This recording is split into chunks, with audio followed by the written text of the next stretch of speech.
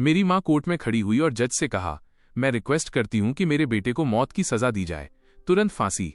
भीड़ शोर मचाने लगी, यहां तक कि प्रोसिक्यूटर भी हैरान रह गया। ओरिजिनली वे सिर्फ उम्र कैद की मांग कर रहे थे। मैंने उस औरत को घूरकर देखा जिसने 28 साल तक मुझे पाला था। उनकी नजरें सर्दियों की बर्फ से भी ज्यादा ठंडी थीं। मम्मी, मैं इनोसेंट हूं। मैं अपनी पूरी ताकत से चिल्लाया। हथकड़ियां मेरी कलाई में चुभ रही थीं, जिससे खून के निशान बन रहे थे। वो अपना सिर घुमाकर एक एक शब्द बोली, तुम्हारा वजूद ही एक गलती है। लेकिन ये सब 3 महीने बाद हुआ। मुझे उस सुबह से शुरू करने दीजिए जिसने सब कुछ बदल दिया। मंडे 15 दिसंबर 2024 सुबह के 6 बजे। मेरा नाम साओ लेई है। मैं 28 साल का हूं। मैं municipal 3rd senior secondary school में 3rd ईयर का ट्यूटर हूं। वह दिन किसी भी दूसरे दिन की तरह था। मैं सुबह की पढ़ाई की तैयारी के लिए जल्दी स्कूल पहुंच गया। सुबह के 6:20। मैं अभी क्लास में दाखिल ही हुआ था। कुछ स्टूडेंट्स जो जल्दी आ गए थे, वे इंग्लिश के वर्ड्स याद कर रहे थे। Professor Sao, good morning. मैंने हमेशा की तरह जवाब दिया और ब्लैक बोर्ड पर आज की स्टडी के की पॉइंट्स लिखना शुरू कर दिया। सुबह के 6:25। गलियारे में तेज कदमों की आवाज गूंजी। डिसिप्लिन डायरेक्टर दरवाजे पर दिखाई दिए। वे भूत की तरह सफेद पड़ चुके थे। साओ, मेरे साथ 1 मिनट के लिए आओ। सुबह की पढ़ाई शुरू होने वाली है, जल्दी करो। उनकी आवाज कांप रही थी। मैंने चौक छोड़ी और उनके पीछे चल दिया। कॉरिडोर के आखिर में 4 पुलिस वाले खड़े थे। साओ लेई सही कहा ना? सबसे आगे वाले पुलिस वाले ने अपनी आईडी दिखाई। हमें एक इन्वेस्टिगेशन में आपके कोऑपरेशन की जरूरत है। किस बारे में? चेन वान का मामला। चेन वान, मेरी स्टूडेंट। उसे क्या हुआ? पुलिस वालों ने एक दूसरे को देखा। जिस वक्त वो तुम्हारे घर के बेसमेंट में मिली, मुझे लगा जैसे पूरी दुनिया घूम रही है। चेन वान 16 साल की, मेरी क्लास की इंग्लिश क्लास रिप्रेजेंटेटिव, जिसके मार्क्स और कैरेक्टर बहुत अच्छे और हंसमुख थे। ये कैसे पॉसिबल है कि वो मेरे घर में हो? ऐसा नहीं हो सकता। जरूर कोई गलती हुई है। साओ लेई, तुम्हारे पास साइलेंट रहने का हक है, लेकिन तुम जो भी कहोगे उसका इस्तेमाल तुम्हारे खिलाफ किया जा सकता है। ठंडी हथकड़ियों ने मेरी कलाइयों को जकड़ लिया। स्टूडेंट्स क्लास के दरवाजे पर जमा हो गए और डर के साथ ये सीन देख रहे थे। सब अपनी क्लास में वापस जाओ। हेड ऑफ स्टडीज स्टूडेंट्स को हटाने के लिए चिल्लाया। पुलिस की कार तेज स्पीड से स्कूल से दूर चली गई। 2 पुलिस वाले मेरे सामने बैठे थे। 12 दिसंबर की रात 11 बजे से तड़के 2 बजे के बीच आप कहां थे? 12 दिसंबर, 3 दिन पहले। मैं स्कूल में ड्यूटी पर था। उस दिन मेरी नाइट शिफ्ट थी। मैं ऑफिस में असाइनमेंट चेक कर रहा था। मैं सुबह तक रेजिडेंस वापस नहीं गया। क्या कोई इसे कंफर्म कर सकता है? वहां सिक्योरिटी कैमरे हैं। पूरे स्कूल में सिक्योरिटी कैमरे लगे हैं। बुजुर्ग पुलिस वाले ने माथे पर बल डाला।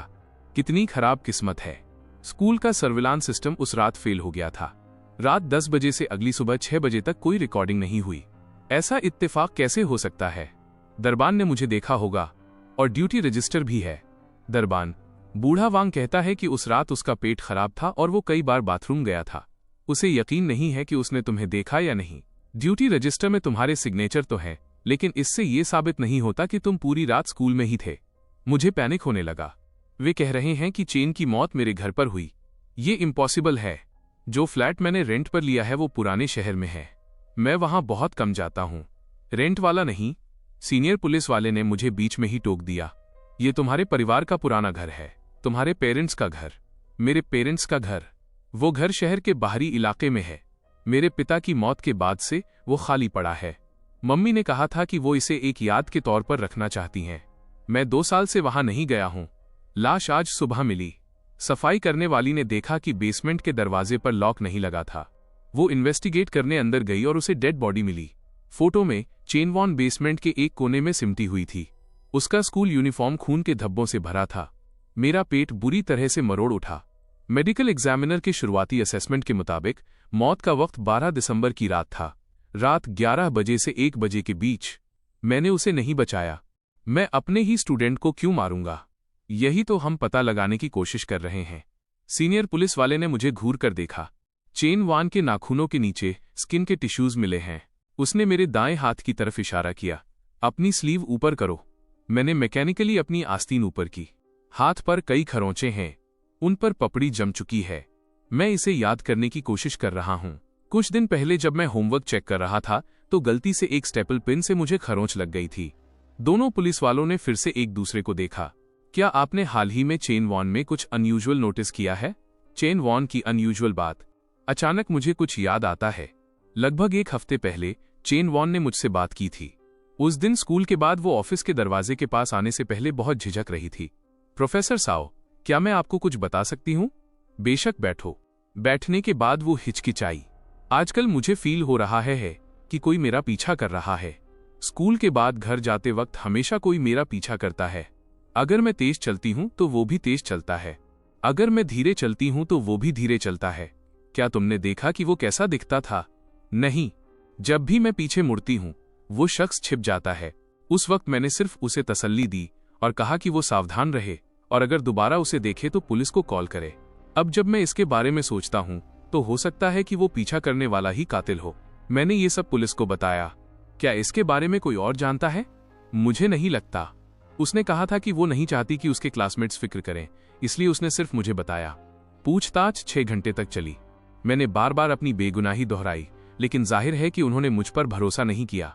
साओ लेई, क्या तुम्हें पता है? चेन वान के बैग में एक नोट मिला है। सीनियर पुलिस वाले ने एक एविडेंस बैग निकाला। नोट लाल स्याही से लिखा गया था, आज रात 11 बजे उसी पुरानी जगह पर मिलते हैं। लेई नाम के अक्षर के साथ साइन किया गया था। ये मेरी हैंडराइटिंग नहीं है। एनालिसिस के रिजल्ट कल तक आ जाएंगे। तब तक तुम फॉर्मली अरेस्ट हो। मैं अपनी माँ से मिलना चाहता हूँ। मुझे घर पर एक कॉल करने दीजिए। वे मान गए। फोन काफी देर तक बजता रहा और फिर उन्होंने उठाया। मम्मी। मेरी माँ की आवाज अनयूजुअली शांत थी। मम्मी, पुलिस ने मुझे अरेस्ट कर लिया है। वे कह रहे हैं कि चेन वान की मौत हमारे पुराने घर में हुई है। मुझे पता है। सिर्फ वे 4 शब्द और फिर उन्होंने फोन काट दिया। मैं दंग होकर रिसीवर को देखता रह गया। मेरी माँ का रिएक्शन बहुत ही अजीब है। कोई भी माँ अपने बेटे की गिरफ्तारी की बात सुनकर क्या फिक्र के साथ सवाल नहीं पूछेगी? और फिर उसे बचाने की कोशिश करनी चाहिए थी, लेकिन उसने सिर्फ 4 शब्द कहे। मुझे पता है। ऐसा लग रहा था जैसे उसे पता था कि ये होने वाला है। जेल में पहली रात। पूरी रात नींद नहीं आई। सेल में हर कोई खर्राटे ले रहा था। सिर्फ मैं टकटकी लगाए छत को देख रहा था। चेन हुआन का चेहरा लगातार मेरी आंखों के सामने आ रहा था। वो जिंदादिल और खुशमिजाज लड़की मेरे घर के बेसमेंट में कैसे मर सकती है? उसे किसने मारा? वे मुझे क्यों फंसाना चाहते हैं? वो नोट किसने लिखा? और मेरी माँ का वो अजीब रिएक्शन। तड़के मुझे अचानक एक डिटेल याद आई। चेन ने कहा था कि 1 हफ्ते पहले कोई उसका पीछा कर रहा था और 12 दिसंबर को वही शुक्रवार था जब मेरी नाइट शिफ्ट की बारी थी। यह बात पूरा स्कूल जानता है। सर्विस शेड्यूल नोटिस बोर्ड पर लगा होता है। कातिल ने हमला करने के लिए यही वक्त चुना। ये जानबूझकर किया गया था। वो जानता था कि मैं स्कूल में हूं, इसलिए वो बॉडी को मेरे घर ले गया ताकि ये इल्यूजन पैदा हो सके कि मैं वहां नहीं था। लेकिन कातिल के पास मेरे पुराने घर की चाबी कैसे हो सकती है? उस घर की चाबी सिर्फ मेरे और मेरी माँ के पास है। और मेरे बड़े भाई। मैं झटके से उठकर बैठ गया। और मेरा बड़ा भाई साओमिन, उसके पास भी पुराने घर की चाबी है। गिरफ्तारी के तीसरे दिन आखिरकार मुझे विजिटिंग रूम के बुलेट प्रूफ कांच के पीछे से अपनी फैमिली से मिलने की परमिशन मिल गई। 3 दिनों के बाद मैंने अपनी माँ को देखा। ऐसा लग रहा था जैसे उनका वजन कम हो गया है, लेकिन उनके एक्सप्रेशन अब भी डरावनी हद तक शांत थे। मैंने माइक्रोफोन उठाया। उन्होंने भी माइक्रोफोन उठाया, लेकिन कुछ नहीं कहा। बस खामोशी से मुझे देखती रहीं। वो नजर बहुत अजीब थी, जैसे वो किसी अजनबी को देख रही हों। मम्मी, मुझे फंसाया जा रहा है। प्लीज मुझ पर भरोसा करो। खामोश माँ, एक वकील हायर करने में मेरी मदद करो। सबसे अच्छा वकील। चेन हुआन के केस में पक्का कुछ गड़बड़ है। कोई मुझे फंसा रहा है। माँ आखिरकार बोली। कुछ चीजों का खत्म होना जरूरी है। क्या? मुझे समझ नहीं आया। ली, इसे एक्सेप्ट कर लो। मुझे अपने कानों पर यकीन नहीं हुआ। मम्मी, आप क्या कह रही हैं? मैंने किसी को नहीं मारा। मुझे पता है कि उनकी आवाज जानी पहचानी लगती है। आपको पता है? तो फिर क्यों? क्योंकि उसकी मौत के लिए किसी को तो रिस्पॉन्सिबल होना पड़ेगा। माँ ने मेरी तरफ देखा। वो तुम क्यों नहीं हो सकते? माइक्रोफोन मेरे हाथ से फिसल गया। मैं कांच के दूसरी तरफ बैठी उस औरत को घूरता रह गया। ये मेरी माँ है, वो औरत जिसने मुझे पाला। वो औरत जो मेरे बीमार होने पर पूरी रात मेरे बिस्तर के पास बैठी रहती थी। मम्मी, मैंने फिर से माइक्रोफोन पकड़ा। मैं आपका बेटा हूं। ठीक इसीलिए क्योंकि तुम मेरे बेटे हो। वो खड़ी हो गईं। इसलिए तुम्हें समझदार होना चाहिए। किस बात में समझदार? एक बेतुके इल्जाम के लिए मर जाऊं? मां पहले ही जाने के लिए मुड़ चुकी थी। मम्मी, मैंने पागलों की तरह कांच को पीटा। आप मेरे साथ ऐसा नहीं कर सकती। मम्मी बिना पीछे मुड़े चली गईं। जेल के गार्ड ने मुझे खींचकर वापस सेल में डाल दिया। सेल के पुराने सांग ने मुझे एक गिलास पानी दिया। मुझे बहुत दुख है भाई। क्या नतीजा निकला? मैं कड़वाहट के साथ मुस्कुराया। मेरी फैमिली मेरा सपोर्ट नहीं कर रही है। ये केस जीतना मुश्किल होगा। सांग ने आह भरी। मैं यहाँ आधे साल से ज्यादा वक्त से हूँ। मैंने बहुत कुछ देखा है। सांग को किसी इकोनॉमिक डिस्प्यूट की वजह से बंद किया गया था। कहा जाता है कि उसे उसके पार्टनर ने फंसाया था। तुम्हारा केस? मैंने इसके बारे में सुना है। उसने अपनी आवाज धीमी की। किसी स्टूडेंट का तुम्हारे घर में मरना यकीनन कॉम्प्लिकेटेड है। मैंने किसी को नहीं मारा। मैं तुम पर यकीन करता हूँ। सांग ने मेरे कंधे पर थपकी दी। एक कातिल की नजर अलग होती है। तुम्हारे पास वैसी नजर नहीं है। आप पिछले 3 दिनों में पहले इंसान हैं जिसने कहा कि आप मुझ पर यकीन करते हैं। सांग, मेरी माँ का बिहेवियर अभी बहुत अजीब था। मैंने उसे मुलाकात के बारे में बताया। सांग ने माथे पर बल डाला। यह वाकई अजीब है। नॉर्मली एक माँ अपने बेटे को प्रोटेक्ट करेगी, भले ही उसने सच में कोई क्राइम किया हो। लेकिन मेरी माँ, उसने मुझसे अपना जुर्म कबूल करने को कहा। यकीनन यहाँ कुछ तो बात है। सांग ने एक पल सोचा। तुम्हारे घर में और कौन रहता है? मेरे पिता की डेथ 5 साल पहले हो गई थी। घर में सिर्फ मेरी माँ, मेरा भाई और मैं हैं। तुम्हारा भाई क्या करता है? क्या वो डॉक्टर है? वो म्यूनिसिपल हॉस्पिटल में सर्जन है। एक डॉक्टर? बहुत अच्छे। उसका सोशल स्टेटस काफी हाई है। सांग सोच में डूबा हुआ लगा। तुम्हारी माँ तुम्हारे भाई को ज्यादा पसंद करती है। मैं खामोश रहा। सच तो ये है कि बचपन से ही मेरे भाई की तरफ मेरी माँ का पक्षपात साफ दिखता था। मेरे भाई का कमरा हमेशा मेरे कमरे से बड़ा होता था। मेरे भाई के खिलौने हमेशा मेरे खिलौनों से ज्यादा होते थे। मेरे भाई का एडमिशन मेडिकल कॉलेज में हुआ। मेरी माँ ने 3 दिनों तक दावत दी। मैं नॉर्मल स्कूल में गया। उन्होंने सिर्फ इतना कहा कि ठीक है, लेकिन मैंने हमेशा सोचा कि ऐसा इसलिए था क्योंकि मेरा भाई बड़ा बेटा था। मैं तुम्हें सच बताता हूँ। लाओ सांग मेरे करीब आया। तुम्हारी फैमिली के मामले तुम्हारी सोच से ज्यादा कॉम्प्लिकेटेड हो सकते हैं। आपका क्या मतलब है? ध्यान से सोचो। अगर तुम्हारी माँ को सच में तुम्हारी बिल्कुल फिक्र नहीं होती तो वो तुमसे मिलने क्यों आती? हाँ, वो बिल्कुल नहीं भी आ सकती थी। वो इसलिए आई ताकि तुम अपना जुर्म कबूल कर लो। लाओ सांग ने एनालाइज किया। ये क्या साबित करता है? ये साबित करता है कि उसे तुम्हारे जुर्म कबूल करने की जरूरत है। किसे जरूरत है कि तुम अपना जुर्म कबूल करो? असली कातिल को। मेरा दिल जोर से धड़का। आपका मतलब है? शश। लाओ ने सावधानी बरतने का इशारा किया। कुछ बातें बहुत साफ साफ नहीं कही जा सकती। उस रात मुझे अनिद्रा हो गई। लाओ सांग की बातें मेरे दिमाग में गूंज रही थीं। किसे जरूरत है कि मैं जुर्म कबूल करूं? असली कातिल? असली कातिल कौन है? मैंने अपने भाई साओमिन के बारे में सोचा, जो मुझसे 3 साल बड़ा है। इस साल वो 31 साल का है। बचपन से ही वो मेरी माँ का गौरव रहा है। अच्छे मार्क्स, हैंडसम, उसे बात करना आता है। मेडिकल कॉलेज में जाने के बाद वो और भी चमक गया। अब वो म्यूनिसिपल हॉस्पिटल का सबसे यंग चीफ डॉक्टर है। इसके मुकाबले मैं ये सेकेंडरी स्कूल का टीचर यकीनन फीका लगता हूँ। लेकिन क्या मेरा भाई किसी को मार सकता है? उसके पास चेन हुआन को मारने की क्या वजह हो सकती है? अगले दिन मैंने एक वकील से मिलने की रिक्वेस्ट की। लीगल एड ने एक यंग वकील को भेजा। प्रोफेसर साओ, मैंने फाइल देखी है, वकील ली ने कहा। एविडेंस आपके काफी खिलाफ हैं। क्या एविडेंस? पहला, विक्टिम के नाखूनों के नीचे स्किन टिश्यूज डीएनए मैचिंग के रिजल्ट आ गए हैं। वो यकीनन आपका है। ये एक इत्तेफाक है। मेरे हाथ का जख्म एक स्टेपलर से हुआ था। दूसरा, वो नोट। हैंडराइटिंग एनालिसिस कहता है कि 70% चांस है कि वो आपने ही लिखा है। 70%, 100% नहीं है। तीसरा, आपके पास कोई अलिबाई नहीं है। साबित कीजिए कि मैं स्कूल में ड्यूटी पर था, लेकिन कोई इसे साबित नहीं कर सकता। वकील ली ने फाइल बंद की। एक बात और है, पुलिस को चेन हुआन की एक हेयरपिन मिली है तुम्हारी ऑफिस के दराज में। तो क्या हुआ? स्टूडेंट्स का सामान ऑफिस में रह जाना नॉर्मल बात है। प्रॉब्लम यह है कि चेन हुआन के क्लासमेट्स कहते हैं कि वो उस हेयरपिन को बहुत कीमती मानती थी। वो उसे खुद से कभी अलग नहीं करती थी। मैं दंग रह गया। प्रोफेसर साओ, ईमानदारी से कहूं तो ये केस बहुत मुश्किल है, वकील ली ने साफ साफ कहा। अगर तुम जुर्म कबूल कर लेते हो तो शायद तुम्हें उम्र कैद की सजा मिले। अगर मैं इसे नहीं मानता तो मैं जुर्म कबूल नहीं करूंगा। मैंने उसे बीच में ही टोक दिया। वकील ली, मेरी एक चीज इन्वेस्टिगेट करने में मदद कीजिए। क्या चीज? 12 दिसंबर की रात मेरा भाई साओमिन कहाँ था? वकील ली एक पल के लिए हिचकिचाए। तुम्हें अपने भाई पर शक है? बस मेरी इन्वेस्टिगेट करने में मदद कीजिए। ठीक है, लेकिन इसके लिए एक सही जस्टिफिकेशन की जरूरत होगी। बस ये कह दीजिए कि उसके पास भी पुराने घर की चाबी है। वकील ली ने नोट किया और चले गए। दोपहर में एक एक्सीडेंट हुआ।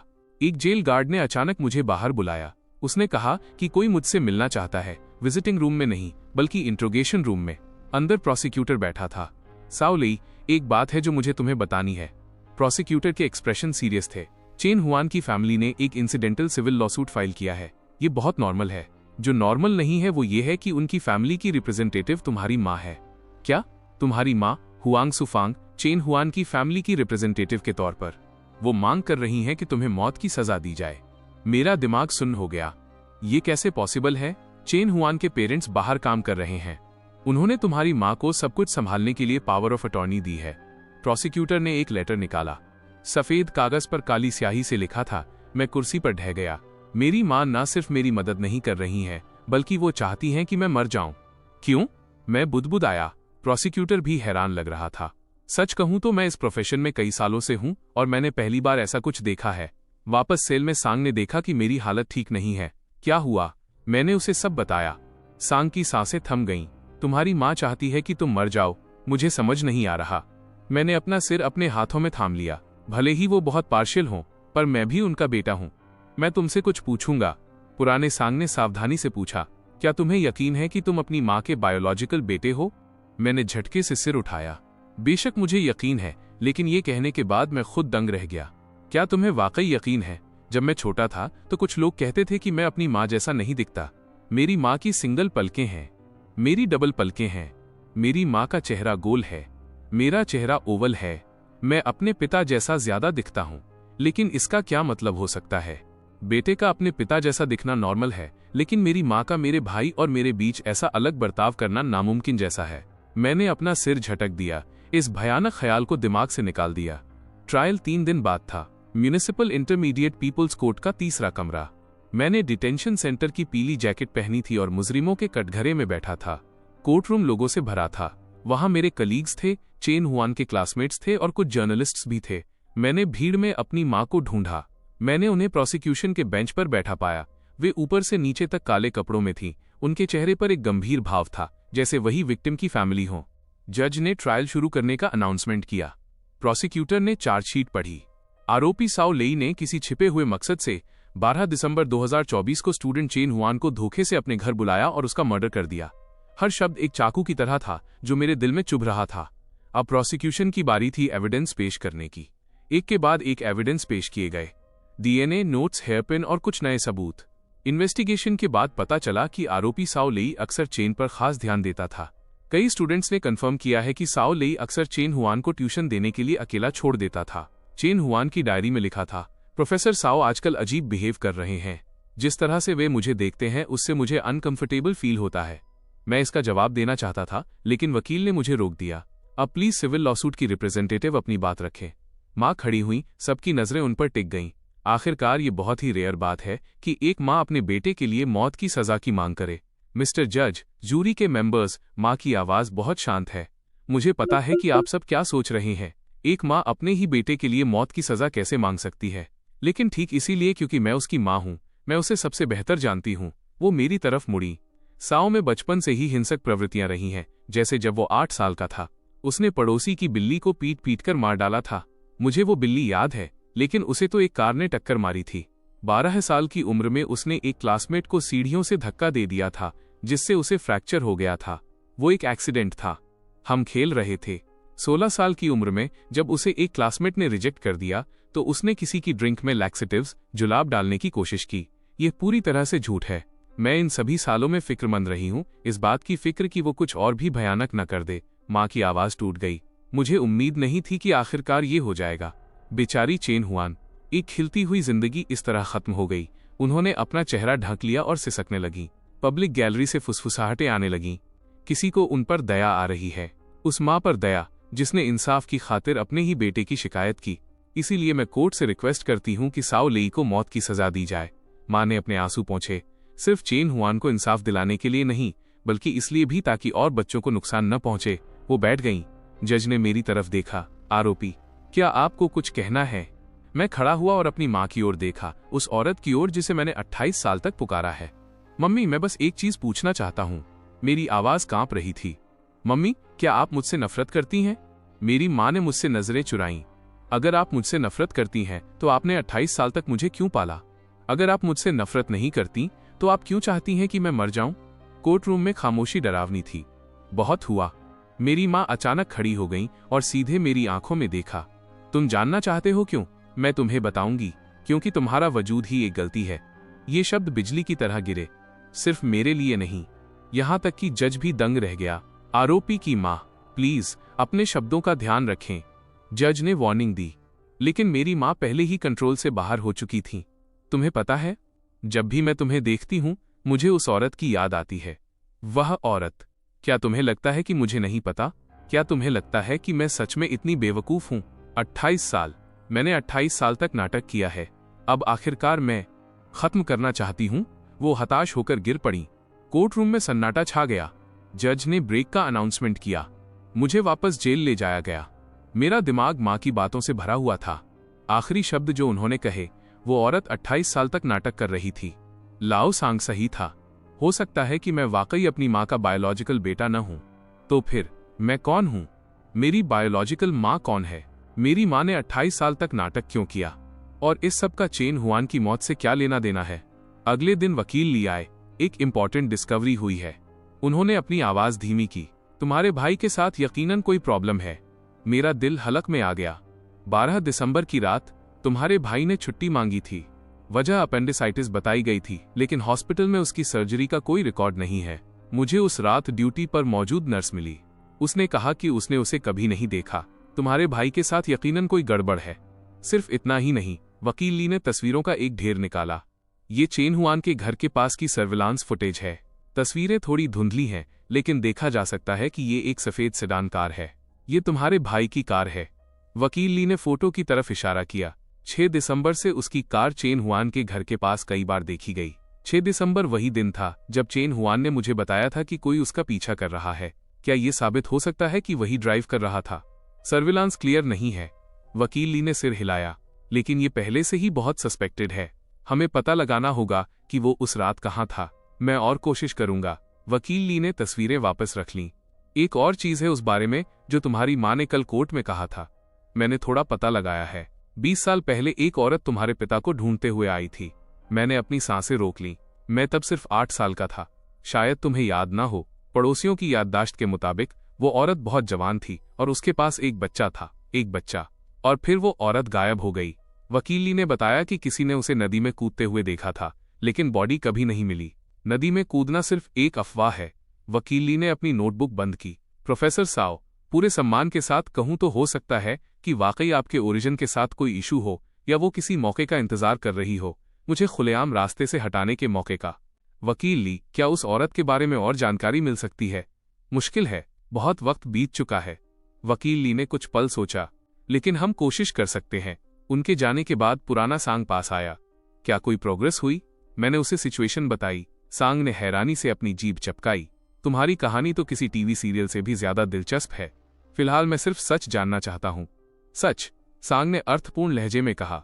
कभी कभी सच झूठ से भी ज्यादा कड़वा होता है। रात में एक जेल गार्ड ने मुझे बुलाया। अचानक, कोई तुम्हारे लिए कुछ लाया है। वो एक पैकेट था।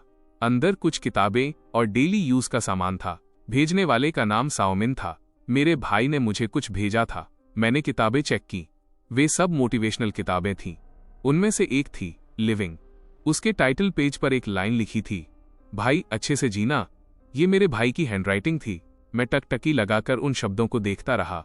वो चाहता है कि मैं अच्छे से जीऊं, लेकिन अगर वो कातिल है तो उसे तो मेरे मरने की दुआ करनी चाहिए। जब तक कि वो कातिल न हो, या वो कातिल है लेकिन उसका ज़मीर उसे कचोट रहा है। मैंने बाकी चीजों को ध्यान से चेक किया। टिश्यू पेपर के एक पैकेट के अंदर मुझे एक छोटा सा नोट मिला, सिर्फ कुछ शब्द, मम्मी से सावधान रहना। मेरे हाथ कांपने लगे। मम्मी से सावधान रहना। मेरा भाई मुझसे कह रहा है कि मैं अपनी मां से सावधान रहूं। क्यों? क्या मेरी मां ही वो है जिसने? यह पागलपन है। मेरी मां किसी का मर्डर कैसे कर सकती है? लेकिन कोर्ट में उनका बिहेवियर और वे बातें जो उन्होंने कहीं 28 साल तक नाटक करना, मैंने नोट के टुकड़े टुकड़े कर दिए और उसे टॉयलेट में फ्लश कर दिया। अगले कुछ दिनों में मैंने वकील ली से खास तौर पर 2 चीजों का पता लगाने को कहा। पहला, 12 दिसंबर की रात मेरे भाई की लोकेशन। दूसरा, 20 साल पहले वाली उस औरत की जानकारी। प्रोग्रेस उम्मीद से ज्यादा तेज है। हमें एक गवाह मिला है, वकील ली ने एक्साइटमेंट के साथ कहा। 12 दिसंबर की रात करीब 11 बजे किसी ने तुम्हारे भाई की कार पुराने घर के पास खड़ी देखी थी। क्या आपको यकीन है वो इंसान एक सब्स्टिट्यूट ड्राइवर है? इत्तेफाक से वो एक क्लाइंट को पास में ही छोड़ने गया था। उसे ये बहुत अच्छी तरह याद है क्योंकि तुम्हारे भाई की कार ने रास्ता रोक रखा था। उसने कई बार हॉर्न भी बजाया था। सबूतों की कड़ी बनने लगी है, लेकिन इससे सिर्फ ये साबित होता है कि वो पुराने घर में था, ये साबित नहीं होता कि उसने मर्डर किया। एक और डिस्कवरी हुई है। वकील ली ने आवाज धीमी की। भाई साउमिन को हाल ही में हॉस्पिटल में कुछ प्रॉब्लम्स हुई हैं। क्या हुआ? कंट्रोल्ड मेडिसिन्स, नशीली दवाएं चोरी हो गई हैं। किसी ने ड्यूटी के दौरान चोरी करने के लिए उसकी रिपोर्ट की है। हॉस्पिटल इन दवाओं की जांच कर रहा है। अगर ये कंफर्म हो गया तो न सिर्फ उसकी नौकरी जाएगी बल्कि उसे जेल भी काटनी होगी। यही मोटिव है। क्या ऐसा हो सकता है कि चेन हुआन को ये पता चल गया हो? बहुत मुमकिन है, वकील ली ने एनालाइज किया। चेन हुआन का एक क्लासमेट उसी हॉस्पिटल में इंटर्नशिप कर रहा है। हो सकता है उसने गलती से कुछ बता दिया हो, इसलिए भाई साउमिन गवाह को खत्म करना चाहता था। क्या उस क्लासमेट की गवाही ली जा सकती है? अभी वो बहुत डरा हुआ है, वो सामने आने की हिम्मत नहीं कर रहा। मैं समझ सकता हूँ। अगर मेरे भाई ने वाकई चेन हुआन को मारा है तो उसे नाराज करने की हिम्मत कौन करेगा? वह 20 साल पहले वाली औरत? वकील ली ने सिर हिलाया। बहुत कम सुराग हैं। बस इतना पता है कि उसका सरनेम लिन था, उम्र करीब 25 साल। लिन, रुको, अचानक मुझे कुछ याद आया। मेरे पिता की एक डायरी है, वो हमेशा स्टडी रूम की तिजोरी में लॉक रहती है। क्या तुम्हें तिजोरी का पासवर्ड पता है? नहीं, लेकिन मेरी माँ को पता होगा। वकील ली कड़वाहट के साथ मुस्कुराए। तुम्हारी माँ तो अब सिर्फ तुम्हारी मौत चाहती है। वो तुम्हें कैसे बताएगी? पासवर्ड वाली बात भी सही है, लेकिन मैं हार नहीं मान सकता। मेरे पिता की डायरी में यकीनन कोई सुराग होगा। क्या वकील ली सर्च वारंट की रिक्वेस्ट कर सकते हैं? वजह ये कि वहां मेरे फेवर में एविडेंस हो सकते हैं। वकील ली ने थोड़ा सोचा। हम कोशिश कर सकते हैं, लेकिन मुझे ज्यादा उम्मीद नहीं है। उसी वक्त लाओ सांग ने बीच में टोका। भाई, मेरे पास एक आइडिया है। हमने उसकी तरफ देखा। तुम्हारे भाई ने तुम्हें मम्मी से सावधान रहने का मैसेज भेजा था ना? हाँ।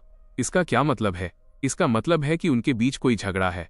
लाओ सांग ने एनालाइज किया कि शायद हम इसका फायदा उठा सकते हैं। फायदा कैसे उठाएं? बहुत सिंपल है, उन्हें आपस में लड़वा दो। बात तो समझ आती है, लेकिन हम ये प्रैक्टिकली कैसे करें? तुम अपने भाई को एक लेटर लिख सकते हो। लाओ सांग ने आइडिया दिया। बस उसे ये कह दो कि तुम अपनी माँ के रहस्यों के बारे में कुछ चीजें जानते हो।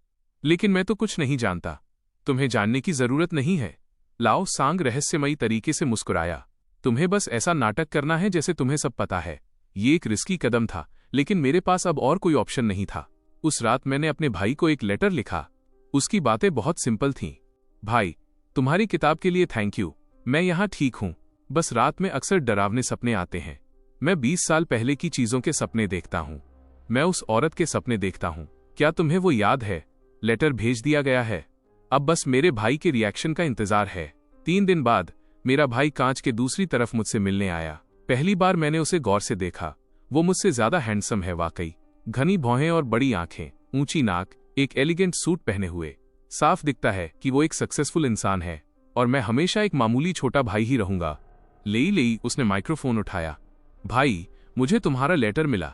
उसने मुझे घूर कर देखा। तुम क्या कहना चाहते हो? मैंने भी उसे घूर कर देखा। भाई, तुम उस रात कहाँ थे? 12 दिसंबर को। उसकी पलकें झपकीं। मैं बीमार था, घर पर आराम कर रहा था। अपेंडिसाइटिस। हाँ, लेकिन हॉस्पिटल में तुम्हारी सर्जरी का कोई रिकॉर्ड नहीं है। धम। उसका मुक्का टेबल पर लगा। भाई, क्या तुम मुझे इन्वेस्टिगेट कर रहे हो? क्या तुमने चेन हुआन को मारा?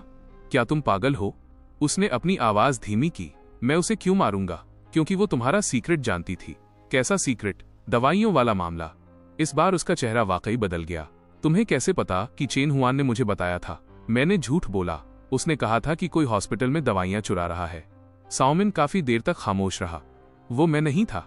आखिरकार वो बोला, दवाइयों वाली बात सच है, लेकिन मैंने किसी को नहीं मारा। तो फिर वो कौन था?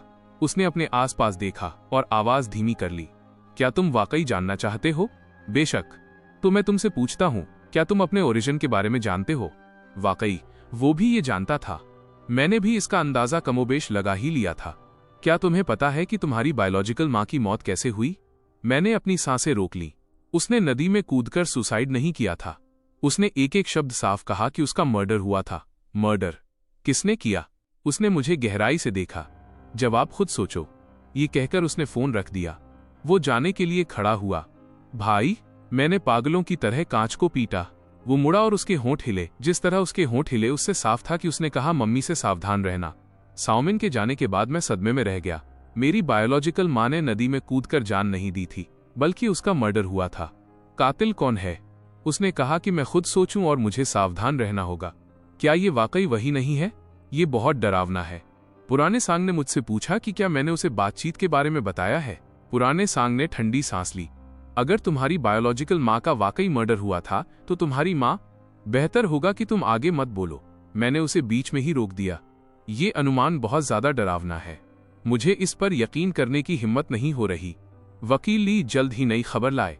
कोर्ट ने सर्च वारंट की रिक्वेस्ट अप्रूव कर दी है। उन्होंने कहा, लेकिन सिर्फ उन्हीं चीजों की तलाशी ली जा सकती है जो केस से रिलेटेड हो। बहुत अच्छे, ज्यादा खुश मत हो। वकील ली ने उम्मीदों पर पानी फेर दिया। तुम्हारी माँ यकीनन इसे रोकेगी। जब तक वो घर पर न हो उतना काफी है। उन्होंने छुट्टी ले ली है। वह हमेशा घर पर ही रहती हैं। मैं दंग रह गया। मेरी माँ ने छुट्टी ले ली है और वो घर पर ही हैं। वो किस चीज से खुद को बचा रही हैं? लेकिन वकील ली रहस्यमयी तरीके से मुस्कुराए। मुझे पता चला है कि परसों सुबह वो सिविल लॉसूट के सिलसिले में कोर्ट जाएंगी। मौका आ गया है। क्या हम उस वक्त जा पाएंगे? मैं अरेंज करने की कोशिश करूंगा। 2 दिन बाद वकील ली वाकई इसमें कामयाब रहे। उन्हें वो मिल गई। उन्होंने मुझे एक्साइटमेंट के साथ कॉल किया। तुम्हारे पिता की तिजोरी में वाकई एक डायरी है। जो कुछ लिखा है उसमें बहुत सारी इन्फॉर्मेशन है। मैंने जरूरी हिस्सों की फोटोकॉपी कर ली है। उसी दोपहर मैंने अपने पिता की डायरी देखी। पीले पड़ चुके पन्ने, जानी पहचानी लिखावट। तारीख 15 मार्च 2004 है। आज शियाओलिन एक बच्चे के साथ मुझसे मिलने आई। शियाओलिन यकीनन मेरी बायोलॉजिकल माँ होगी। बच्चा बहुत प्यारा है। उसकी आंखें और भौहें मुझसे मिलती हैं। शियाओलिन कहती है कि बच्चे का नाम लेई लेई है। लेई मैं ही हूं। मुझे समझ नहीं आ रहा कि क्या करूं। अगर सुफांग को पता चला तो वो पागल हो जाएगी। सुफांग मेरी माँ का नाम है। मैंने आगे पढ़ना जारी रखा। शियाओलिन कहती है कि उसे कोई पहचान नहीं चाहिए, बस चाहती है कि मैं बच्चे को अपना लूं। वो कहती है कि बच्चा बेगुनाह है। मेरा दिल पसीज गया। तारीख 20 मार्च पर आती है। मैंने सुफांग को सब सच बता दिया। उसका रिएक्शन मेरी उम्मीद से ज्यादा शांत था। उसने कहा कि चूंकि बच्चा पैदा हो चुका है इसलिए हमें उसे पालना चाहिए। मैं बहुत हैरान हुआ। मैं उसका बहुत शुक्रगुजार भी हूं। सुफांग ने कहा, लेकिन एक शर्त पर। शियाओलिन को गायब होना होगा। वो कभी सामने नहीं आ सकती। 25 मार्च। शियाओलिन मान गई। उसने बच्चा मुझे सौंप दिया। उसने कहा कि वो ये शहर छोड़ देगी। जाने से पहले उसने लेई लेई को गले लगाया और काफी देर तक रोई। मैंने उससे वादा किया कि मैं बच्चे का ख्याल रखूंगा। 1 अप्रैल। वो गायब हो गई। किसी ने कहा कि उसने नदी में कूदते हुए देखा। बदकिस्मती से वो वैसी इंसान नहीं है। मैं उसे ढूंढने जाऊंगा लेकिन कोई सुराग नहीं है। 10 अप्रैल। पुलिस आई। उन्होंने कहा कि उन्हें नदी में एक औरत की लाश मिली है। उन्होंने मुझे पहचान के लिए बुलाया। वो शियाओलिन नहीं है। वो कहाँ गई? डायरी यहां कुछ समय के लिए रुक गई। अगला नोट 6 महीने बाद का है। लेई बीमार है। उसे तेज बुखार है जो उतर नहीं रहा। सुफांग बहुत ही लगन से उसका ख्याल रख रही है। शायद मैंने उसे गलत समझा। मैं आखिरी पन्ने पर आया। ये मेरे पिता के गुजरने से 1 महीने पहले लिखा गया था। मैं मर रहा हूं। क्या कुछ ऐसा है जो मुझे लिखना चाहिए? उस दिन मैं पुरानी चीजें समेट रहा था। मुझे कुछ मिला। वो सुफांग का रुमाल है। उस पर खून के धब्बे हैं। ये अप्रैल 2004 का रुमाल है जब शियाओलिन गायब हुई थी। मुझमें न पूछने की हिम्मत है और न ही इन्वेस्टिगेट करने की कि क्या वाकई वैसा ही है जैसा मैं सोच रहा हूं। लेई का क्या होगा? छोड़ो, इस राज को मेरे साथ कब्र में जाने दो। बस उम्मीद है कि लेई सुरक्षित और बड़ा हो। मुझे माफ कर देना। डायरी यहां खत्म होती है। मेरे हाथ कांप रहे हैं। मेरे पिता को पता था। उन्हें सब पता था। उन्हें पता था कि मेरी मां ने शियाओलिन को मार दिया होगा। उन्हें पता था कि मैं एक शेरनी के पंजों के नीचे रह रहा हूं, लेकिन उन्होंने खामोशी चुनी। परिवार की ऊपरी शांति के लिए या मुझे प्रोटेक्ट करने के लिए। वकील ली की आवाज मुझे हकीकत में वापस ले आई। क्या कोई और डिस्कवरी हुई है? वकील ली ने एक और डॉक्यूमेंट निकाला। ये तिजोरी में मिला था। ये एक पैटर्निटी टेस्ट रिपोर्ट है। टेस्ट की डेट 18 मार्च 2004 है। रिजल्ट दिखाते हैं कि साओ लेई वाकई साओ शियांगो के बायोलॉजिकल बेटे हैं। मेरे पिता, तुम्हारे पिता ने पहले ही डीएनए टेस्ट करवा लिया था, वकील ली ने कहा। अब मैं समझा। इस डीएनए टेस्ट के साथ मेरे पिता की हिम्मत हुई कि लेकर घर आ सके। वकील ली, क्या मेरी बायोलॉजिकल माँ की पहचान का पता लगाया जा सकता है? मुझे बस इतना पता है कि उसका नाम शियाओलिन है, उम्र 25 साल। शियाओलिन, एक परदेसी औरत। मैंने इस नाम को धीरे से दोहराया।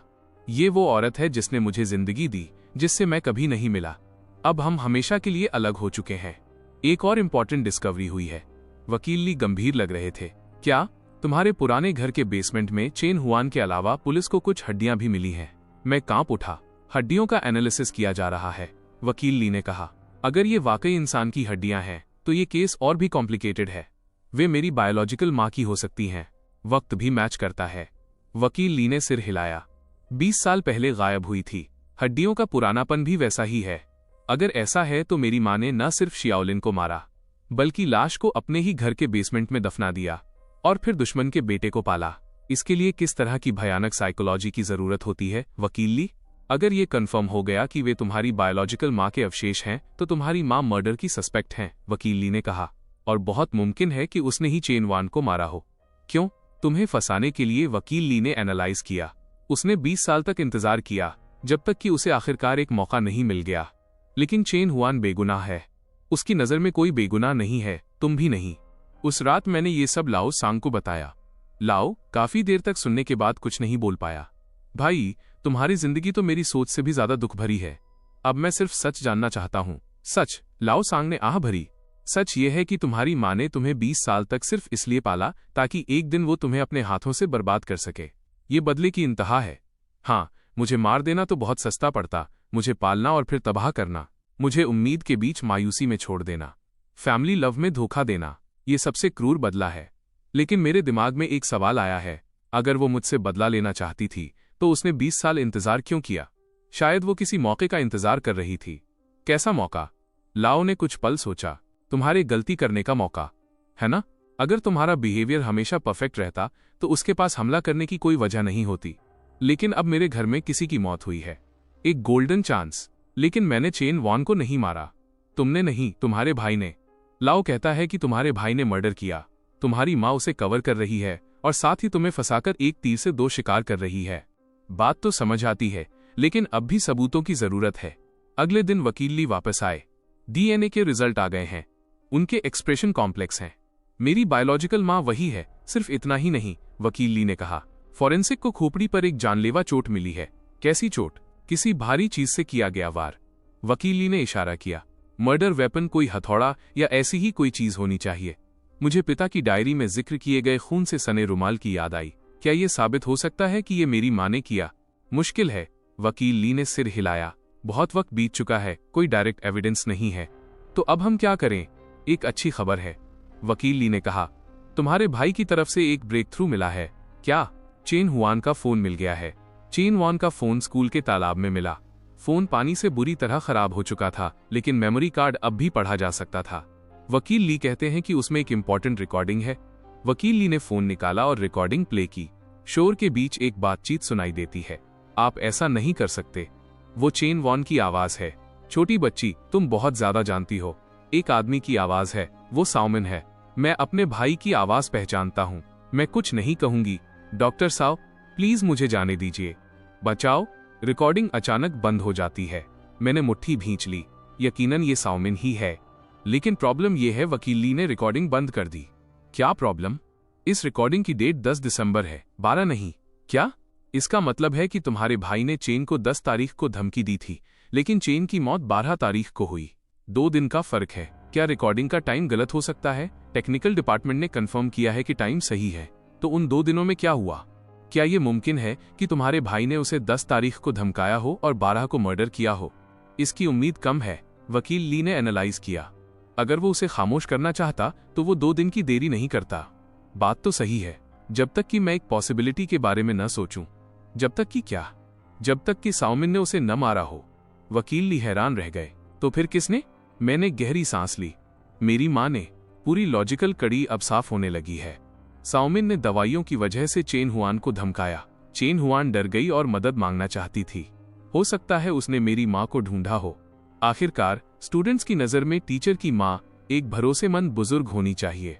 लेकिन वो नहीं जानती थी कि ये औरत एक मौके का इंतजार कर रही थी, मुझे फंसाने के मौके का।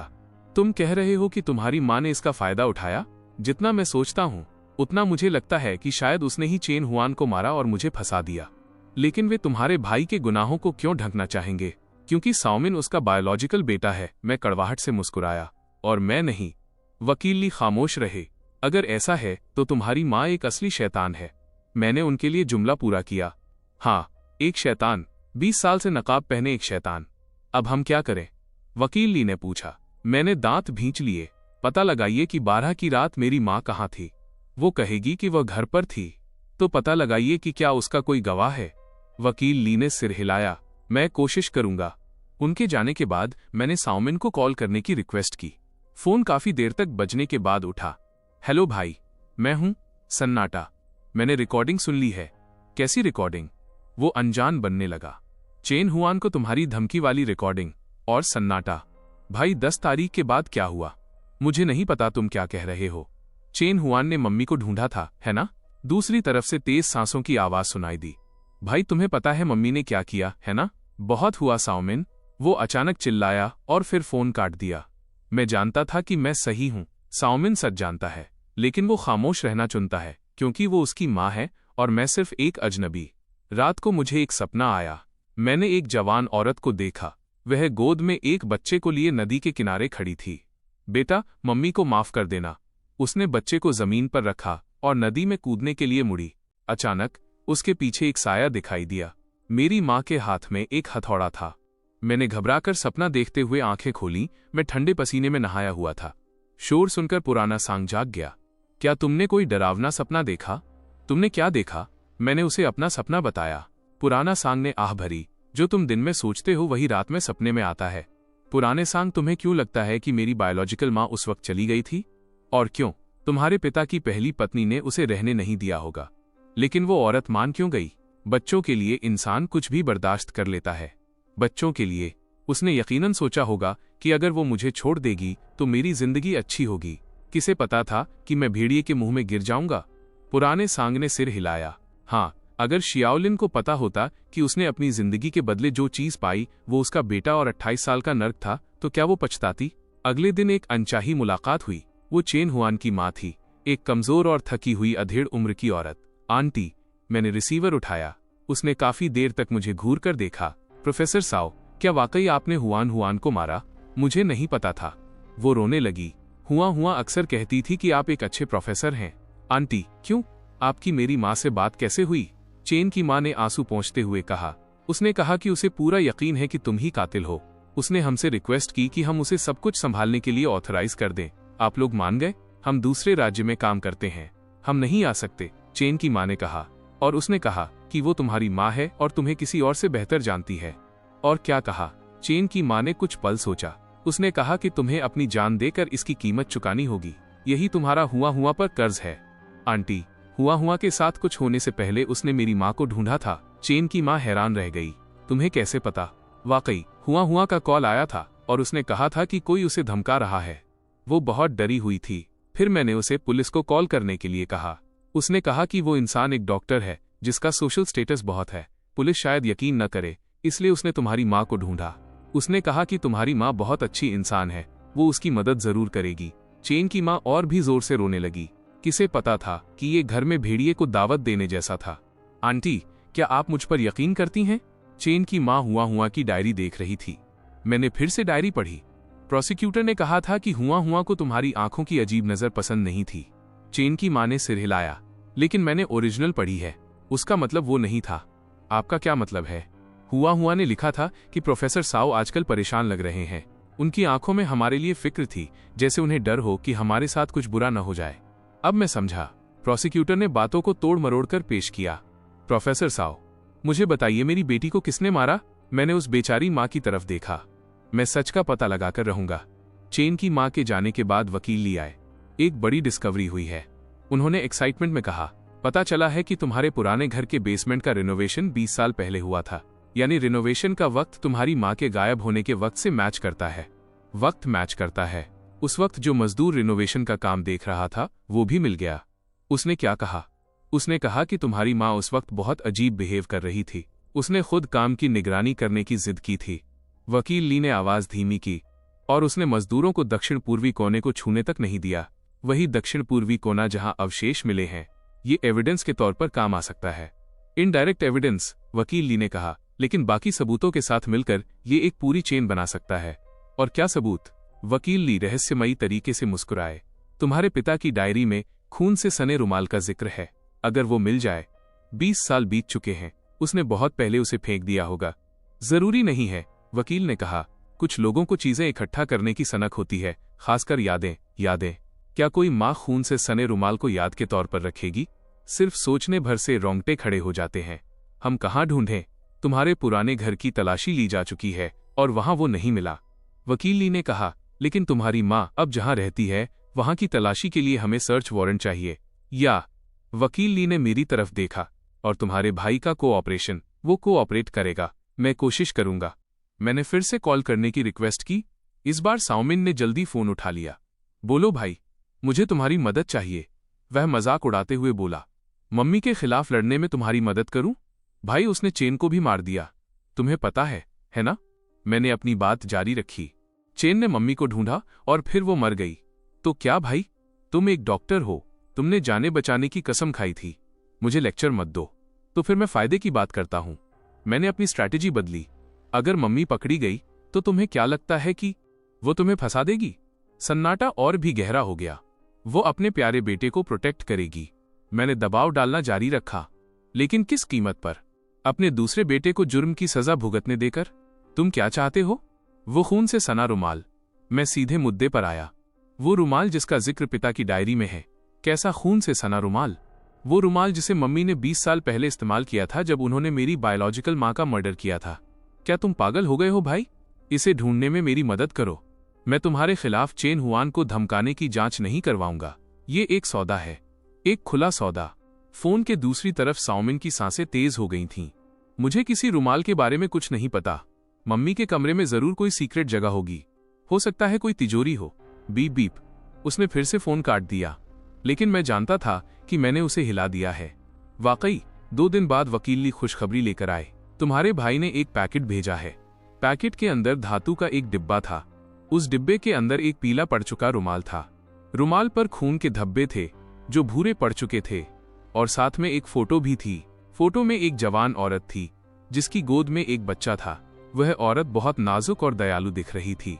उसके चेहरे पर एक शर्मीली मुस्कान थी। बच्चा गहरी नींद में सोया था। फोटो के पीछे लिखा था, शियाओ युए और लेई, मार्च 2004। मेरे हाथ कांपने लगे। ये पहली बार था जब मैंने अपनी बायोलॉजिकल माँ को देखा। पता चला कि वो कितनी जवान थी। पता चला कि उसकी मुस्कान कितनी खूबसूरत थी। पता चला कि मैं उसकी बाहों में कितनी शांति से सोता था। प्रोफेसर साओ, वकील ली की आवाज बहुत धीमी थी। मैंने अपने आंसू पोंछ लिए। इसका डीएनए टेस्ट करवाते हैं। अगर रुमाल पर मौजूद खून लिन शियाओ युए का निकला तो ये एक पुख्ता सबूत होगा। डीएनए मैच करने में वक्त लगता है। इंतजार के दिनों में कुछ नई डिस्कवरीज हुई। चेन हुआन की बेस्ट फ्रेंड शियाओ मेई ने मुझसे बात की। वकील ली ने बताया, शियाओ मेई, मैं इस लड़की को जानता हूं। वो चेन की सबसे अच्छी दोस्त है। उसने क्या कहा? उसके पास चेन का एक और मोबाइल फोन है। एक और मोबाइल? चेन के पास 2 फोन थे। एक वो जो उसके पेरेंट्स ने उसे दिया था और दूसरा वो जो उसने प्राइवेट यूज के लिए खरीदा था। उस प्राइवेट फोन में क्या है? वकील ली ने एक टैबलेट निकाला। इसे खुद देख लो। ये चेन हुआन की चैट हिस्ट्री थी। 10 दिसंबर की रात। चेन, शियाओ मेई, मुझे बहुत डर लग रहा है। शियाओ मेई, क्या हुआ? चेन, याद है मैंने तुम्हें उस डॉक्टर के बारे में बताया था जो दवाइयां चुराता है? शियाओ मेई, प्रोफेसर साओ के भाई ने मुझे धमकाया है। शियाओ मेई, पुलिस को फोन करो। चेन, मेरी हिम्मत नहीं हो रही। उसने कहा कि उसकी ऊपर तक पहुंच है। 11 दिसंबर। चेन, मुझे एक आइडिया आया है।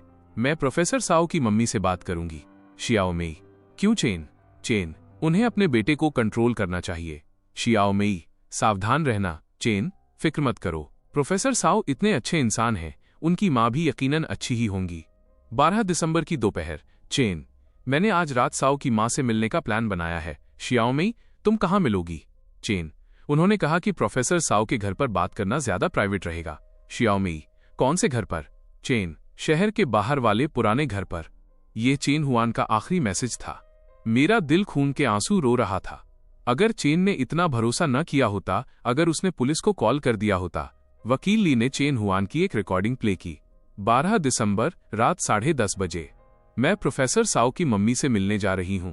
अगर मुझे कुछ हो जाए तो प्लीज इसे पुलिस को दे देना।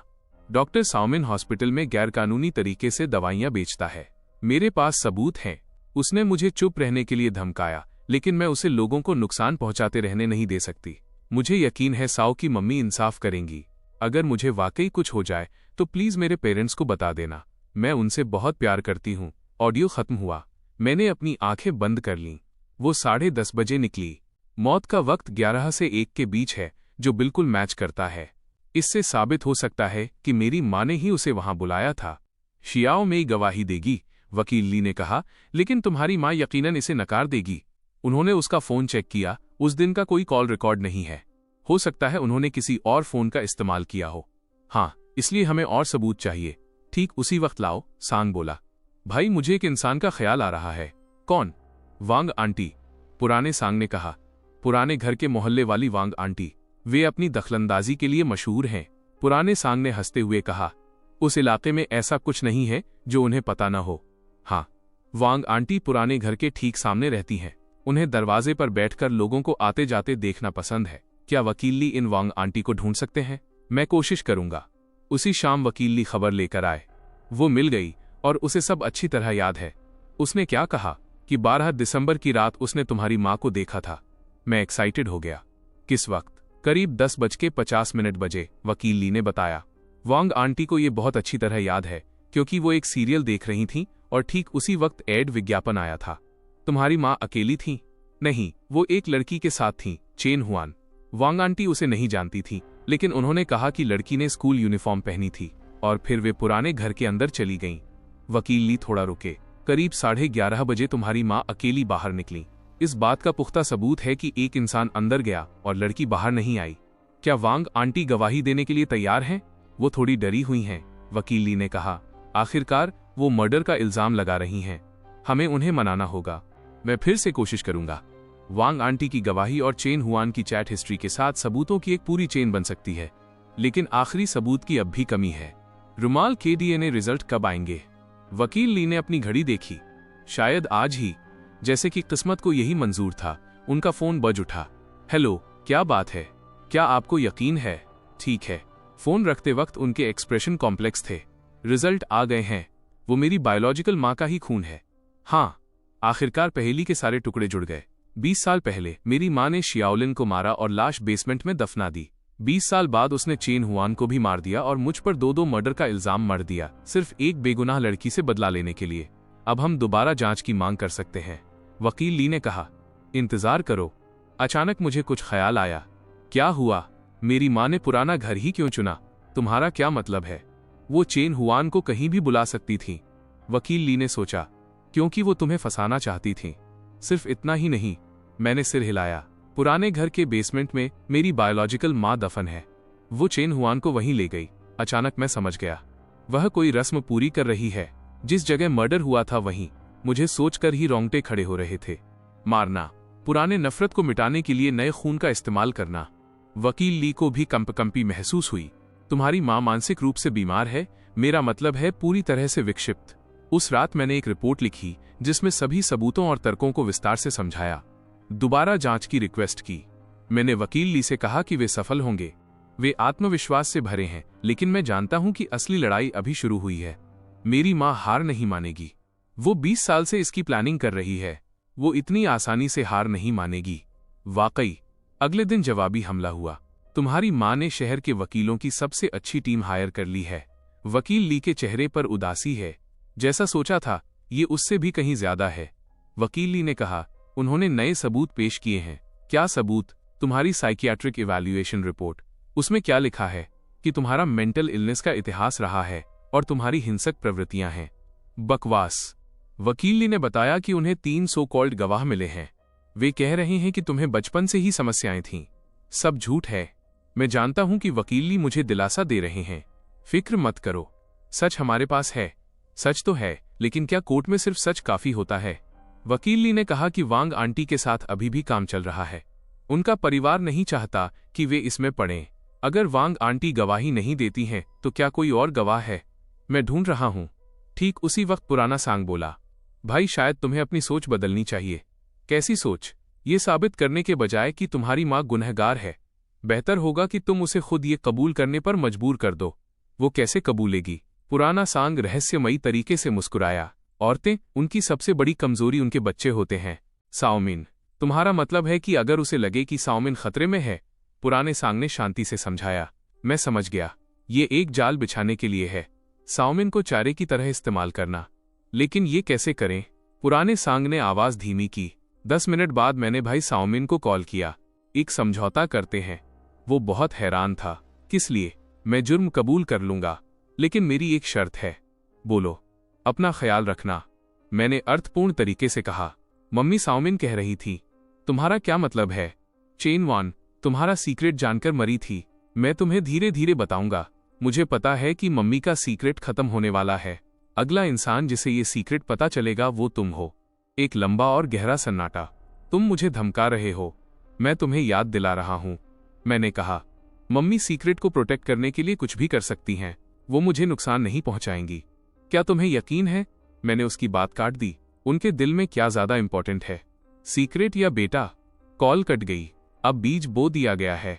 देखते हैं ये कब अंकुरित होता है। कोर्ट में आमना सामना और दोबारा सुनवाई की रिक्वेस्ट अप्रूव हो गई। सुनवाई की नई तारीख 1 हफ्ते बाद तय की गई। इस हफ्ते जमीन के नीचे हलचल मची हुई है। वकील ली ने बताया कि तुम्हारी मां कई चालें चल रही है। उदाहरण के लिए वो किसी को ढूंढ रही है। वकील ली के चेहरे पर अजीब भाव है। किसी ऐसे को ढूंढ रही है जो ये साबित कर सके कि तुम्हें मेंटल इश्यूज हैं।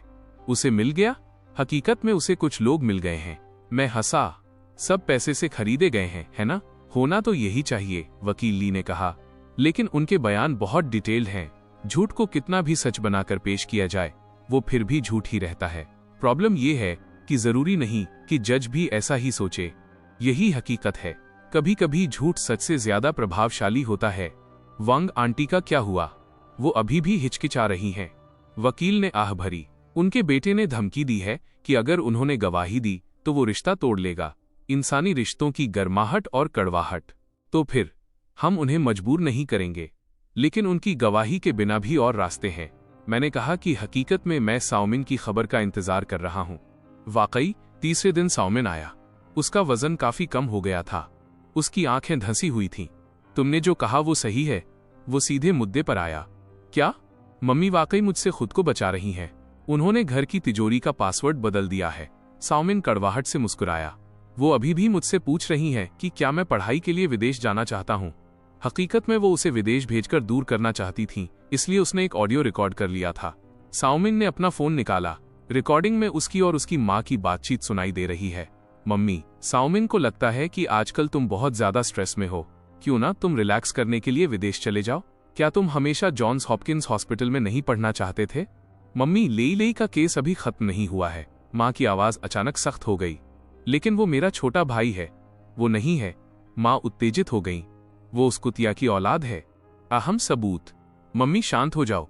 मैं बहुत शांत हूँ। माँ की आवाज फिर से सामान्य हो गई। साओमिन, मुझसे वादा करो कि तुम इस मामले में नहीं पड़ोगे। अगर लेई को वाकई मौत की सजा होती है तो यही उसकी किस्मत है। माँ ने बेरहमी से कहा। बिल्कुल उसकी कम उम्र में मरने वाली माँ की तरह। रिकॉर्डिंग यहीं खत्म होती है। इतना काफी है साओमिन, इतना काफी है। हालांकि उसने सीधे तौर पर मर्डर की बात नहीं मानी है, लेकिन उसने बहुत कुछ जाहिर कर दिया है। लेई, साओमिन ने मेरी तरफ देखा। I am sorry. ये पहली बार था जब उसने माफी मांगी। तुम्हें मुझसे माफी मांगने की जरूरत नहीं है। मैंने कहा कि वो उसे सबके लिए दुख है, खुद साओमिन के लिए भी, जो अपनी माँ के अंधे प्यार में जी रहा है। वो अपनी माँ के कंट्रोल में भी जी रहा है। एक तरह से वो भी एक विक्टिम है। जब ट्रायल शुरू होगा तुम कोर्ट में पेश होगे। साओमिन काफी देर तक खामोश रहा। हाँ, यह जवाब सोने के बराबर है। ट्रायल से एक दिन पहले वकील ली ने फाइनल तैयारियां की। सारे सबूत तैयार हैं, उन्होंने कहा। रुमाल, रिकॉर्डिंग, चैट हिस्ट्री और साओमिन की गवाही।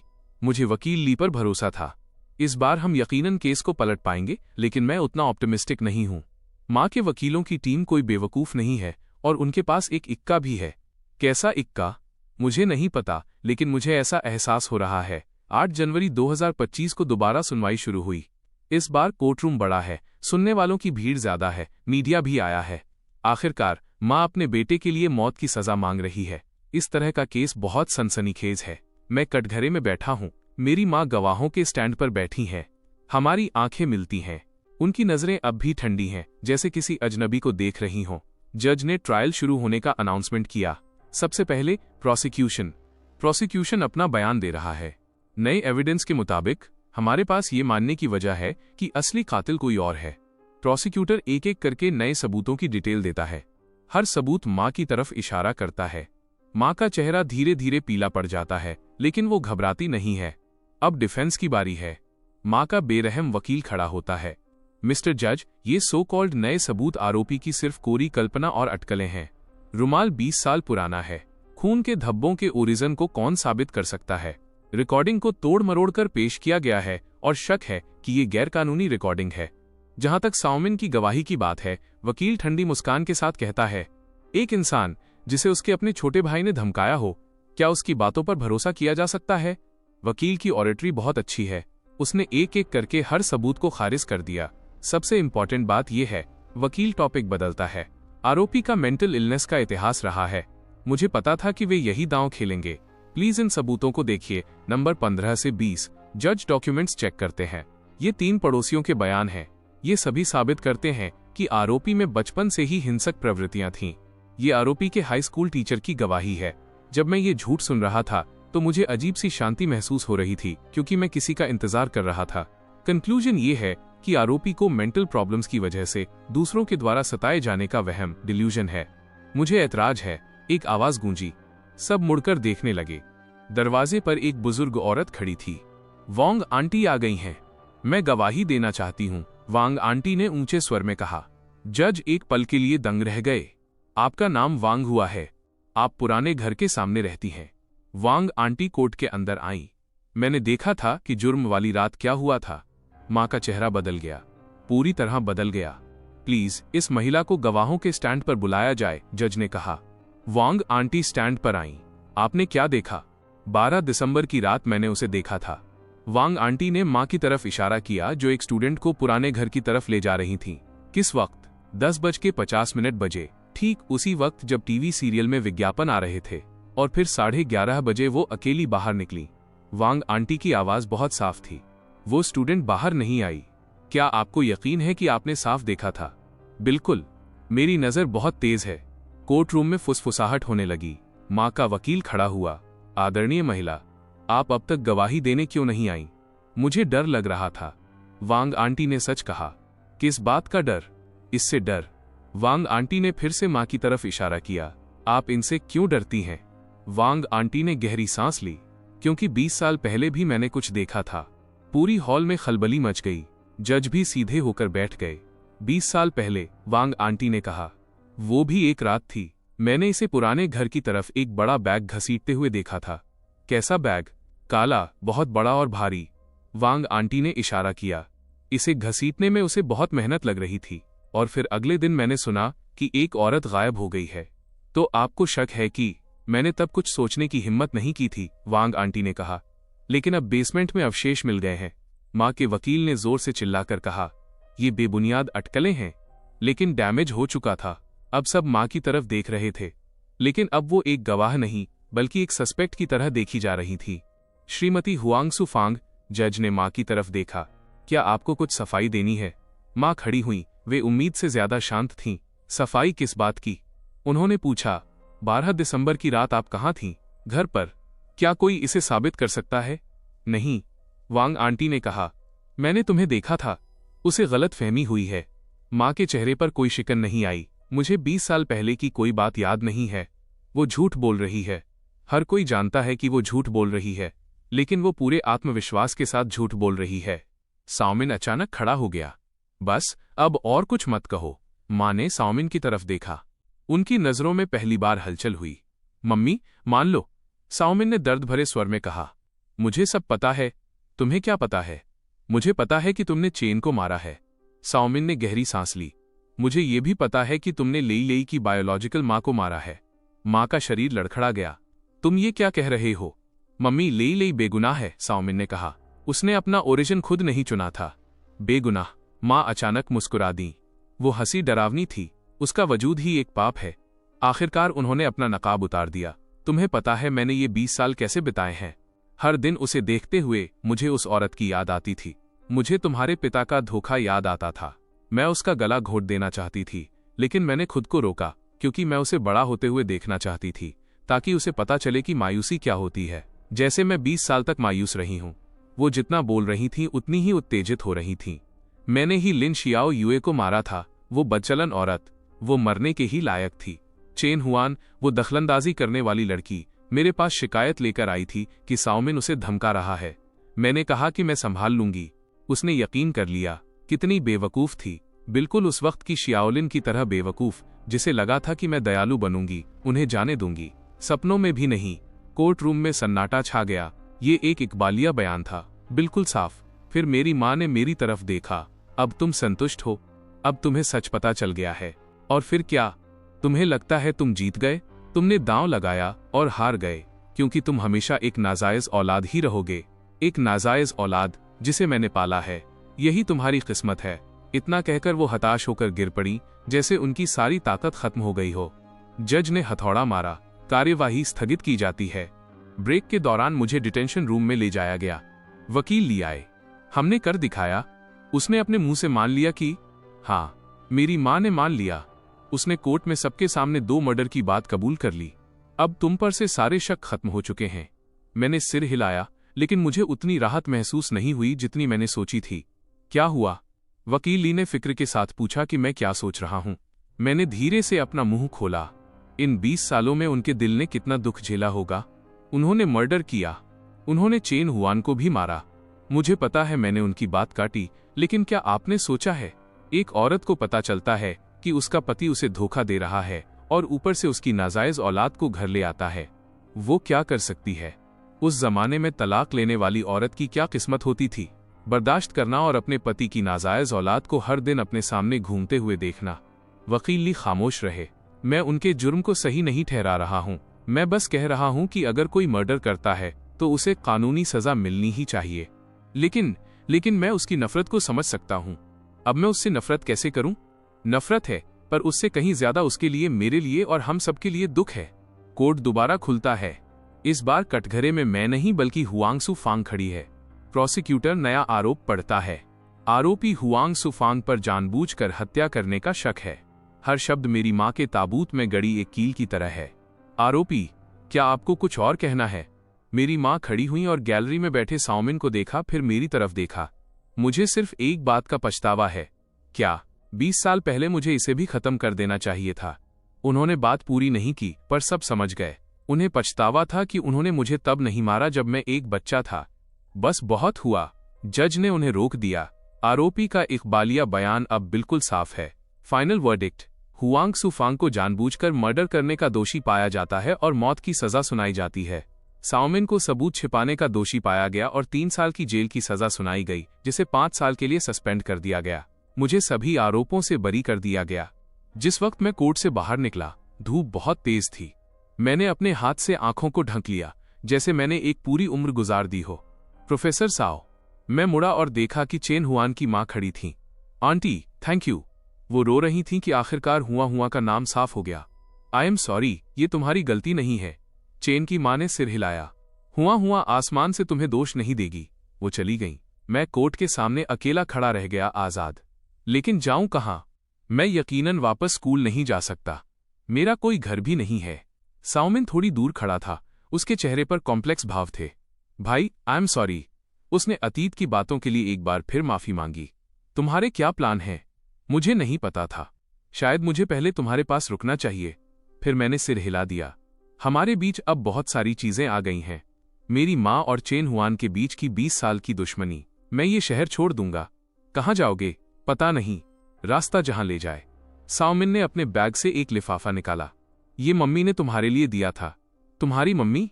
उन्होंने कहा था कि अगर तुम बाहर आ जाओ तो तुम्हें ये दे दूं। मैंने लिफाफा लिया। अंदर एक चाबी और एक नोट था। नोट मेरी मां की हैंडराइटिंग में था। पुराना घर तुम्हारा है। बेसमेंट साफ कर दिया गया है। अगर तुम अपनी बायोलॉजिकल मां के बारे में और जानना चाहते हो तो अटारी अटीको में जाओ। अटारी। मैंने साओमिन की तरफ देखा। उसने सिर हिला दिया। मुझे भी इसके बारे में नहीं पता। उस दोपहर में पुराने घर वापस गया। वो घर जिसमें बहुत सारे राज दफन थे। बेसमेंट वाकई बिना किसी निशान के साफ कर दिया गया था, जैसे वहां कुछ हुआ ही न हो। मैं अटारी में गया और वक्त की धूल से बंद पड़े दरवाजे को खोला। अंदर एक बॉक्स था।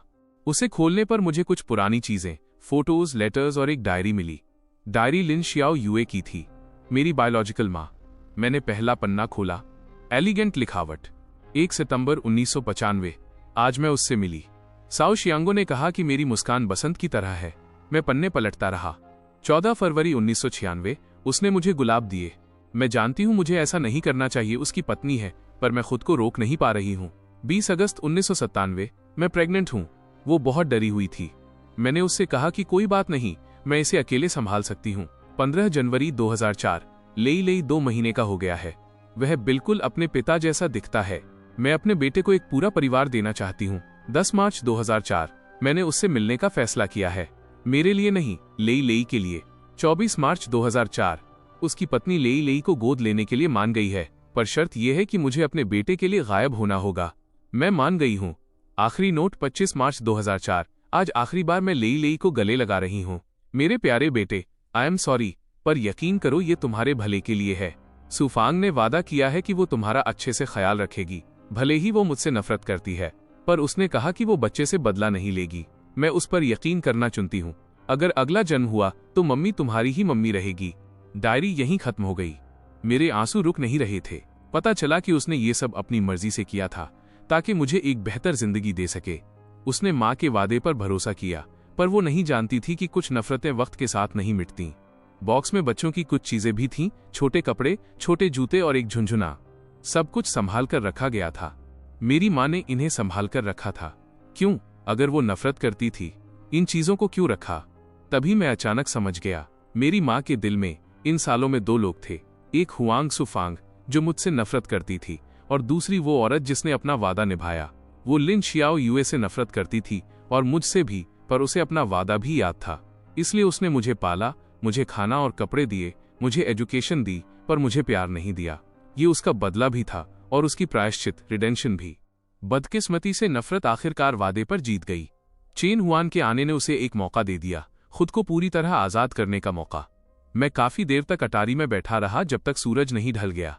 अब जाने का वक्त था। मैंने आखिरी बार उस पुराने घर को देखा और बिना पीछे मुड़े चला गया। दरवाजे पर एक कार खड़ी थी। वो वकील ली थे। मैं काफी देर से तुम्हारा इंतजार कर रहा हूं। क्या बात है? चेन हुआन की फैमिली की तरफ से एक रिक्वेस्ट है। उन्होंने मुझे एक लिफाफा दिया। अंदर कुछ पैसे थे। वे जानते हैं कि तुम मुश्किल दौर से गुजर रहे हो। ये उनकी तरफ से छोटी सी मदद है। मैं इसे नहीं ले सकता। इसे अपनी नई शुरुआत के लिए कैपिटल समझकर रख लो। मैं एक पल के लिए खामोश रहा, फिर मैंने उसे ले लिया। Thank you. दक्षिण की तरफ जाओ। ऐसी जगह ढूंढो जहां तुम्हें कोई न जानता हो। अपना ख्याल रखना। Railway station. मैंने सबसे दूर का टिकट खरीदा। डेस्टिनेशन 3000 किलोमीटर दूर एक छोटा सा तटीय शहर था। ट्रेन में चढ़ने से पहले मैंने मुड़कर उस शहर को देखा जहां मैं 28 साल तक रहा था। इसमें मेरा बचपन था, मेरी जवानी थी और मेरे डरावने सपने भी। अब अलविदा कहने का वक्त था। ट्रेन धीरे धीरे चलने लगी। मैं खिड़की से टिककर बैठ गया। शहर को धीरे धीरे दूर जाते हुए देख रहा था कि फोन बजा। एक अनजान नंबर था। क्या आप प्रोफेसर साओ हैं? मैं शियाओ मेई हूं, चेन हुआन की दोस्त। मैं आपसे माफी मांगना चाहती थी। काश मैंने उसे उस वक्त रोक लिया होता। हुआन हमेशा कहती थी कि आप सबसे अच्छे प्रोफेसर हैं। वो कहती थी कि आप हमेशा स्टूडेंट्स को प्रोटेक्ट करते हैं, पर मैं उसे प्रोटेक्ट नहीं कर पाया। अपना ख्याल रखिएगा। सच सामने आ चुका था। कातिल को सजा मिल चुकी थी। Thank you. Professor Sao phone रख देते हैं। मैं खिड़की से बाहर तेजी से पीछे छूटते नजारों को देखता हूं। Chain Hwan, I am sorry. अगर अगला जन्म हुआ तो मैं यकीनन तुम्हारी हिफाजत करूंगा। देर रात हो चुकी है। डिब्बे की लाइटें धीरे धीरे बंद हो रही हैं। मैं अपनी आंखें मूंद लेता हूं। एक मधोशी की हालत में मुझे 2 साये दिखाई देते हैं। एक शियाओलिन है जो मुझे प्यार से देख रही है। दूसरी चेन हुआन है जिसकी मुस्कान चमक रही है। अच्छे से जीना। हाँ, अच्छे से जीना। यही मेरे पिता की आखिरी ख्वाहिश थी। यही मेरी बायोलॉजिकल माँ की उम्मीद थी। और यही इकलौती चीज है जो मैं कर सकता हूं। ट्रेन एक नई जिंदगी की ओर बढ़ती जा रही है। जो बीत गया उसे वहीं पीछे छूट जाने दो।